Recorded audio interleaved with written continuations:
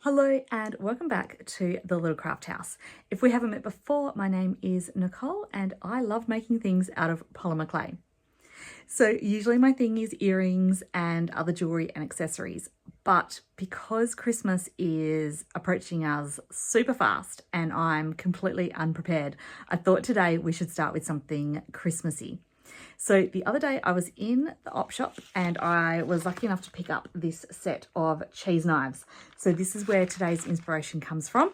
We're going to decorate these using polymer clay, and I'm either going to keep them myself to use at Christmas time or I'm going to gift them to somebody as a gift. So we'll see how they go. We'll see if I love them too much that I don't want to give them away, or if I completely don't like them and then I do want to give them away. So let's see how we go. Yeah, let's get started. Okay, so for those of you who've joined me on my polymer clay crafting adventures before, you'll know that when it comes to Christmas, I'm not a huge green and red sort of girl.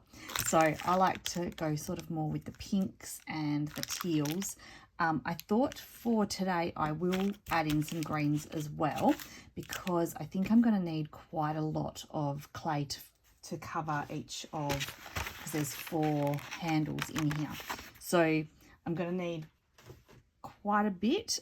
So yeah, I thought I would add in the greens. This one is bright green pearl, so it's got that pearly effect to it.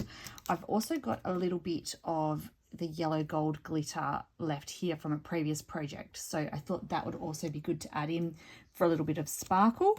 And I don't know what this is, but it's a nice bright pink, a different tone to these ones. So I've only got a tiny bit of that, so I'm going to add a little bit of that in as well. And I've got some white here as well. So these are the colours that I'm going to start with, all from the Sculpey range, either Primo or Souffle. I might add some more colours in along the way, depending on how it's looking.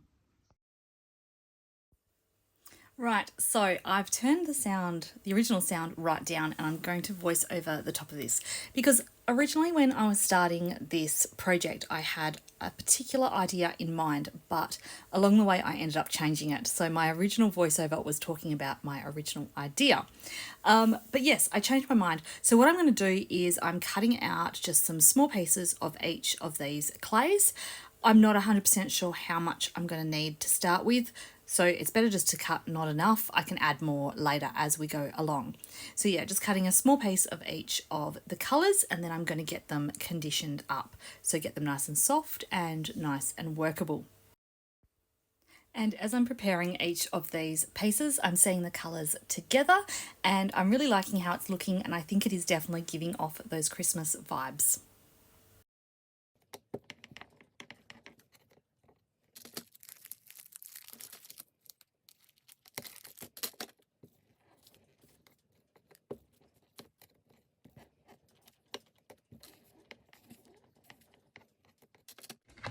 Okay, so whilst I was conditioning up the clay, I've popped it all through the pasta machine just so that it's a thinner slice, and I think I'm definitely going to need more than what I've already made here. But what I was thinking is that I probably can't use that yellow gold glitter like I was thinking. Reason being, these knives, let me just open them up. Oh, they're all sealed in for safety, obviously, but they're not, because they're like a shape, because they're not just like a rectangular shape, but because they are rounded, I don't think I can create a flat like a flat slab like I usually would and then wrap it around, because I think it's not going to work properly. So what I think I need to do is create like a cane, so a pattern that's going to run through my clay, and then I can slice it up and then wrap each of those bits around the knives. So anyway, that's just what's going on in my brain as I was conditioning these up. So yeah, we're not going to use the gold glitter. Reason being, as I slice, it's going to grab some of that glitter and drag it through the rest of the piece, and I don't think that's going to look good. So I'm going to pop this to the side and I'll use him for something else instead. But I do have all these lovely colours here to use. So yeah, we're going to create a bit of a cane, some different patterns, and then we're going to slice it up and wrap it around each of these knives once I can get them open because it's all sealed up.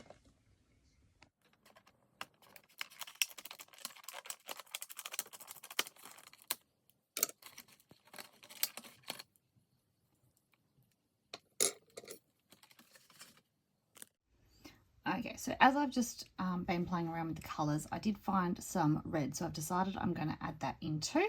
And I've also just created a little blend of colour here, which was some white mixed with some of the pink, just to give another shade as well.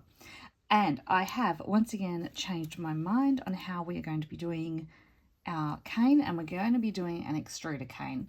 So I have done these before, but these are super effective and really good way to create a simple pattern, and yeah, they always look fantastic. So this is how we are going to be doing it today.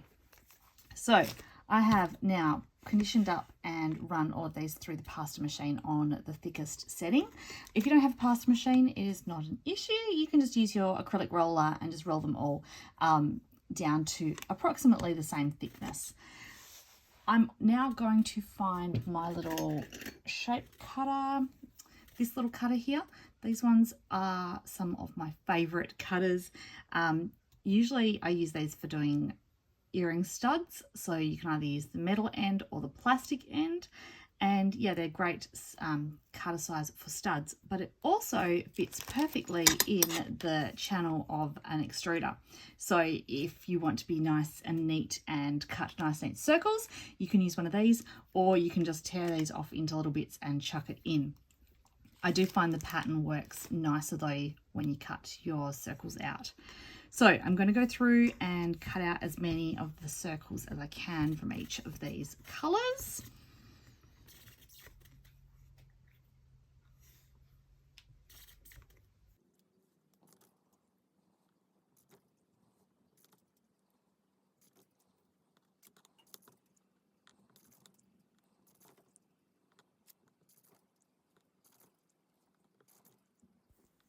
And as you can see today, this clay did not want to play nice and every single circle stuck inside the cutter. But I just kind of flip it with my finger, and if I can't flip it, then I just get one of my pokey tools just to poke it out.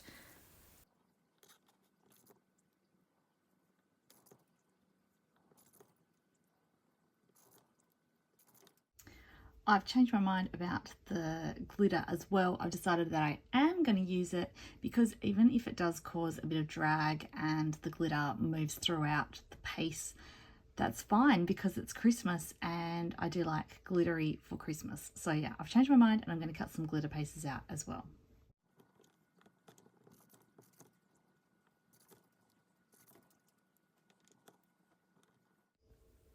Okay, that took me a little while to get it all prepped, but I'm very happy with how these colours are looking. Absolutely beautiful and definitely giving off those Christmas vibes. I do have some scraps of all of these left over now too.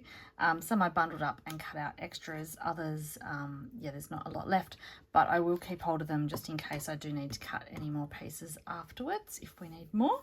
So I'll pop them to the side for now. Get my extruder ready. So we're just going to wind the extruder back and it's going to pull the pusher bit back.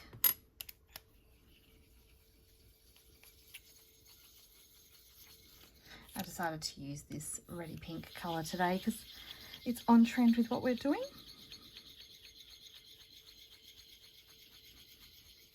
So I want to pull it all the way back.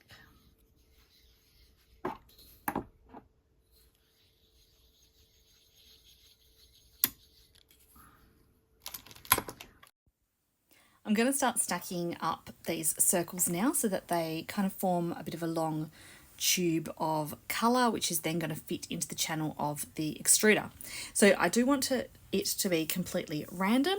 I'm just going to sporadically place each of those glitter ones throughout as well. But yeah, completely random because I don't want the pattern that's coming out to be too repetitious. So just, yeah, different combinations as I'm stacking, which is why I haven't grouped each of these colours into their colour groups, because yeah, I just wanted to be able to pick them up and just randomly place them in order. Now the channel isn't obviously too big within that extruder, so it doesn't produce a lot. So I'm going to have to do some multiples. So I'll probably do 2 or 3 lots of these stacks, and yeah, then that should hopefully be enough to cover all the knives. And it's quite funny because each of these long little tubular rolls, I actually really like the look of the randomness and that colour coordination. So it might have to be something that I kind of experiment with later, doing a bit of a stripe like this, because yeah, I think it just looks really nice. And another thing that I just wanted to quickly mention as well is don't worry about over conditioning your clay too much when it comes to doing these extruder canes. Definitely under conditioning is bad because the clay would still be firm and not quite as soft. But if you over condition and your clay is soft and sticky, it's actually not an issue because it comes through the extruder much easier when it is softer. So just make sure that when you're conditioning, you do get them really well conditioned up. And if it is all soft and squishy once it comes out, you can always leave it for a little while to rest. It's better to have it resting than killing your hands trying to squeeze it through that extruder.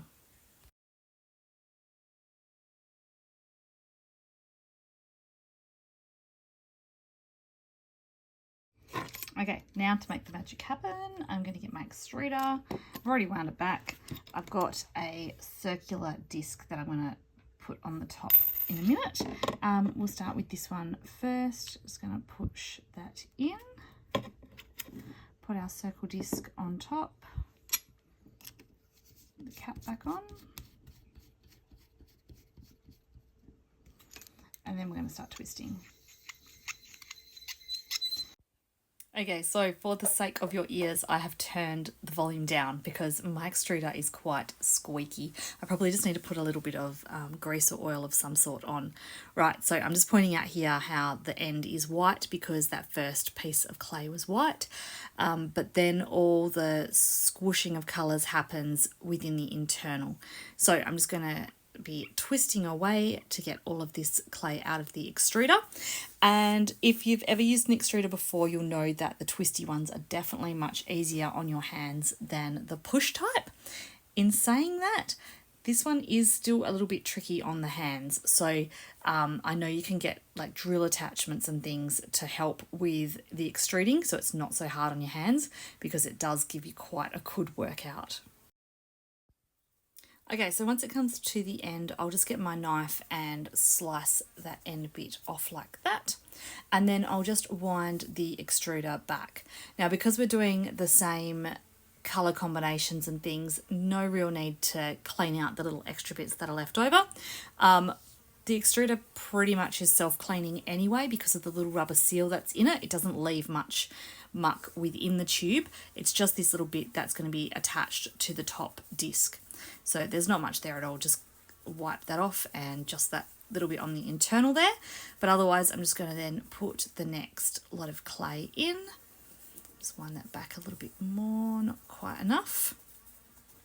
Push it in and then I'll just wipe off that little bit extra and then we'll go again.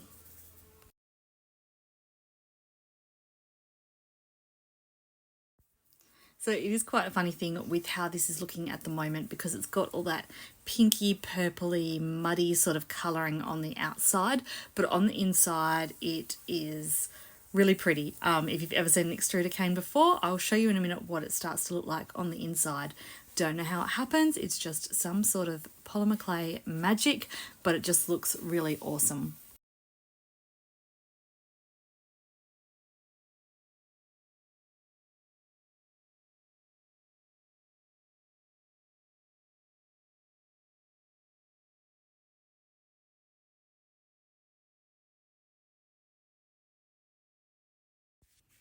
Okay, so I'm just going to clean up the table a little bit here, but I'm about to show you what it looks like on the inside of each of these extruded strings that we've made.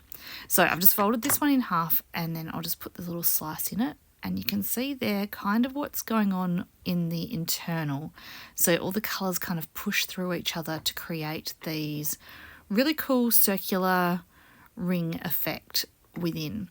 So yeah, it's looking really cool. And because there'll be the greens throughout as well, I'm hoping that this is going to be really effective once I stack it all together. So I just need to now go through and cut each of these up into some smaller, more manageable pieces so that we can stack them. We're going to create a bit of either a square or a rectangle, depending on how many slices I can make. We're going to make that and then slice that, and that's what we're going to tile around our handles. So I'm just going to line these all up for starters, and we'll probably just use our shortest one as our guide. Now, it doesn't matter if we end up with any scrap bits. Any bits that are slightly shorter is completely fine, because sometimes when we're tiling we end up with little gaps that need filling. So small individual circles will work well for filling any of those gaps. But for now I'm just going to cut them into these longer pieces.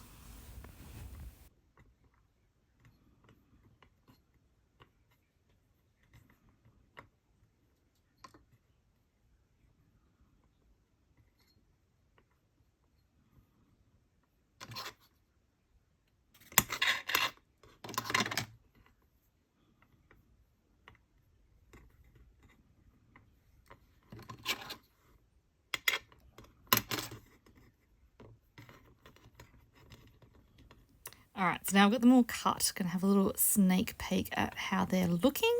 So it looks like there's lots of good colours throughout. So yeah, I'm going to start stacking them. I think it's probably easiest to lay them down. I'm just going to cut the very tip of that one off, because that was the white from the start of the extruded bit, so there was nothing within that. So yeah, just on the tile, I'm just going to start now laying them on top of each other to create our rectangular shape. So I know that it can be tempting just to grab all of these strands and just put them all into like a circular shape and roll it into a tube, a circular tube. But when it comes to the tiling part, it makes it really difficult if the shape that you're tiling is a circle. That's why I always try and stack to being a square or a rectangle. And I know that when I create a rectangle, usually as I'm slicing, it kind of squishes and becomes a bit of a square, but that's okay, because it's still easier to tile than it is if it's in that circular shape. Once I'm happy with how it's all stacked, I'm going to use my acrylic plate to start applying some pressure and squishing it together to reduce the gaps in the centre. So I can still see that there's gaps there, so I'm giving it a little bit of squeeze with my hands, but the acrylic plate will keep the pressure even and apply that pressure throughout. So we're just trying to close any of those gaps that are there. Obviously they're not going to keep their circular shape, each one of those little internal pieces, but that is completely fine. I don't mind it having that little bit of a misshapen look to each one of those little things on the internal. It looks like a little cells, I suppose, those little circles. But yeah, there we go. That's looking really cool. Nice and random, which is what I wanted. So I'm going to start slicing it up, and I am going to keep those end bits as well, because they will possibly come in handy. I'm actually thinking it doesn't look like there's going to be enough. It's not as big as what I was hoping it was going to be. So it might not be enough to cover all 4 of those handles. But yeah, so I'm just starting to slice. I'm just going to rotate the cane around as I'm slicing as well, which is just going to try and help stop too much of a squish. So I'm going to have the rectangular pieces and the square pieces. Yeah, and they're looking really good. So I'm really, really happy with them. We just now need to start tiling, and I'm just going to, fingers crossed, that I'm going to have enough to get through all of the knives without having to make any more.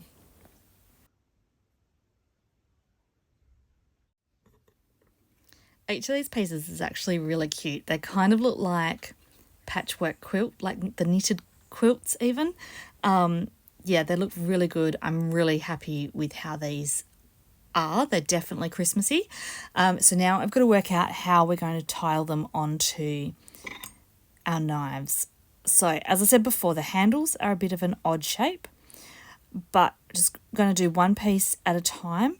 And if I gently apply a bit of pressure to the clay, it is sticking to the wood.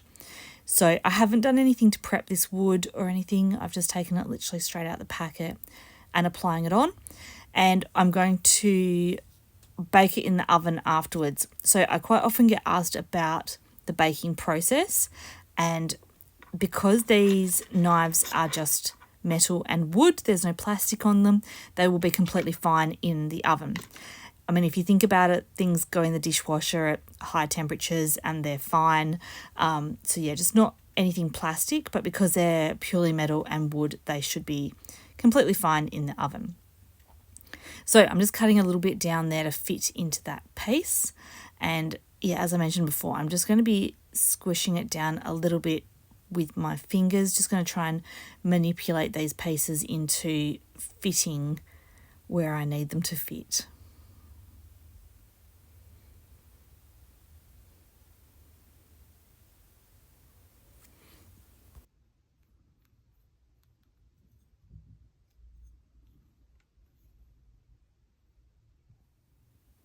Okay, so I'll be honest with you, I got to sort of around this point and I was wondering if there's actually a better way to apply these. They're not keeping the pattern as well as what I would have liked. I sort of thought I would be able to tile it around and it would work, but I'm just kind of finding that there's too many gaps and it's not really filling as nicely as what I would have liked it to. So what I did was I just ended up putting this one to the side and starting again with another one just to see if I can kind of make it work a little bit better.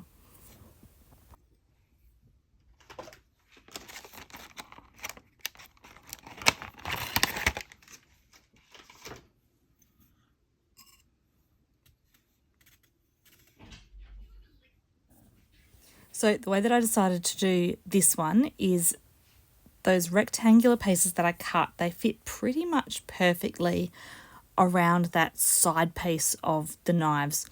So I thought that if I run them around, then I can fill up the front and the back afterwards. So I'm just, again, placing and pressing. And usually when I do my creations, I don't like to press things into position until I'm absolutely happy with it. But if I didn't press these ones down, it wasn't sticking to the wood. And I did consider putting something like liquid Sculpey down onto the wood to help attach it. But honestly, if I did, I think I would have gotten into a huge mess because I'm using that back and front part to hold. And I think if it was covered in liquid Sculpey, I would just have it all over my hands and I would just be in a massive sticky mess. So I think this ended up working pretty well doing it with this technique. So just, going around the edges first before filling in that central bit.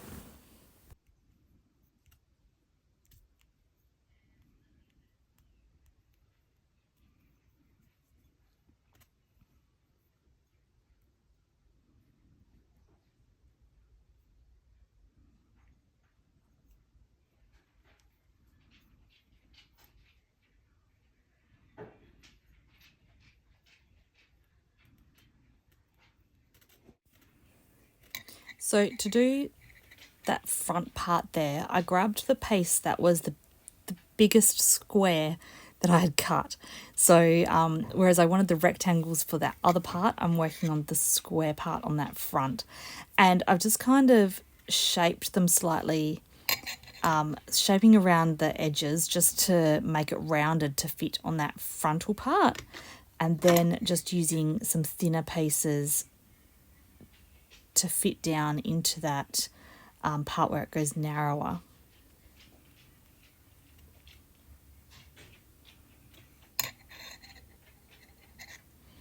And again, I'm just going to fill this gap here.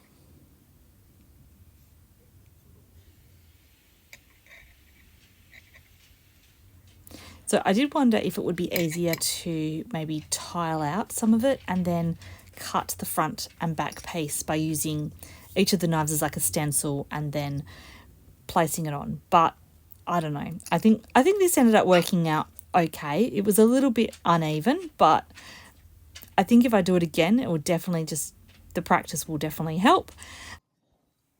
So in this part here, I'm just showing how I did that flat piece. So I've just squished it out between my fingers to make it flatter and wider. And then I'm just shaping those corners to being more rounded so that it fits nicely on that frontal piece of the knife handle. So thinking about it now, I probably should have done my rectangles slightly bigger as well, and then that also would have helped. But by just manipulating it between my fingers and stretching it, I think that has worked quite well. It hasn't distorted the pattern too much. So yeah, it ended up working out quite well. So I actually ended up taking off the pieces that I had on that other forky shaped knife piece there. I took off those slices. I just used the knife to slide underneath and remove what I'd put on there, and then use those pieces to continue the tiling, because this method worked slightly better than the method that I was doing that one with. So yeah, I was able to reuse those pieces. And unfortunately, I didn't end up having enough of the clay to cover all 4 knives. So I decided that I was going to keep this set for myself because there's a few little imperfections in it. I wouldn't be happy gifting it to someone. So I'm going to keep this set for myself. So I'm not going to do the 4th piece. I'm just going to do the 3 knives, and I'm going to go and scour the local shops and see if I can find some more, because I've got a few other ideas of ways that we can decorate them and be able to apply the clay. I suppose it will always depend on the shape of the handle to how to apply it, but now I know what I'm looking for. I'll definitely be looking for handles that are of a more simple shape, and yeah, and I do like the idea, and I am going to do some more. So keep your eye out in my reels and also in the shorts here on Instagram, on Instagram and here on YouTube, because if I do find some more sets, I will definitely film some reels and pop them up in that shorter tutorial section. So I just thought I would quickly mention about the care of these now once they are baked up and ready to go and to be used. They obviously would not be dishwasher safe because of the polymer clay that is on them, so they would just be a hand wash only. And I probably should have neatened up a little bit around the top part of where the handle meets the knife bit. I probably should have neatened it up a little bit more, but what I did do is I did press it down, so I'm hoping that there shouldn't be any gaps there where water can enter under the handle. But yeah, I would definitely just recommend a hand wash with just the knife part, trying to avoid wetting the polymer clay of these ones, because yeah, I didn't seal it up properly. But for my future ones, I will definitely be making sure that they're nice and sealed up so that water can't enter into them.